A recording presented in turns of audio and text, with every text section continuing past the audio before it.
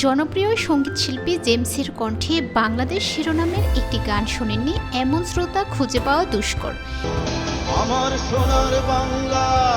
এটি দেশপ্রেমে উদ্বুদ্ধ করার মতো জ্বালাময়ী একটি গান, যে গানে ক্রমান্বয়ে উঠে এসেছে হোসেন শহীদ সোহরাওয়ার্দী, শেরে বাংলা একে ফজলুল হক, মাওলানা আব্দুল হামিদ খান ভাসানী, বঙ্গবন্ধু শেখ মুজিবুর রহমান, স্বাধীনতার ঘোষক জিয়াউর রহমান, শহীদ জননী জাহানারা ইমাম, পল্লীকবি জসীমউদ্দীন, মুক্তিযুদ্ধে নিহত ৩০ লাখ শহীদ, প্রভাতী ২১-এর গান, কবি নজরুল ইসলাম, মুক্তিযুদ্ধে শহীদ ৭ শ্রেষ্ঠ বীর, সুরের পাখে আব্বাস উদ্দিন, মরমী শিল্পী আব্দুল আলিম, তুমি কবি সুফিয়া কামাল, স্বাধীন বাংলা বেতার কেন্দ্র, শিল্পাচার্য জয়নুল আবেদিন, চিত্রশিল্পী এস.এম. সুলতান, শহীদ বুদ্ধিজীবী শহীদুল্লাহ কায়সার, মুনীর চৌধুরীর নামসহ আরও অনেক কিছু।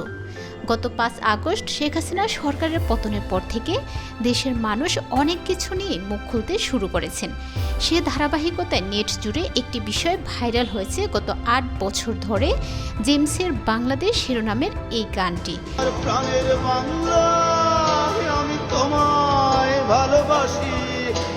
কোনো কনসার্টে গাইতে পারেন না, কারণ এই গানটিতে জিয়াউর রহমানের নাম উল্লেখ আছে।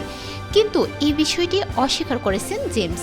তিনি জানিয়েছেন, এই ধরনের বক্তব্য তিনি কখনো কাউকে দেননি। রাজনীতির বেড়াজালে তিনি নিজেকে আগেও জড়াননি, ভবিষ্যতেও জড়াতে চান না। তিনি গানের মানুষ, গান নিয়েই থাকতে চান।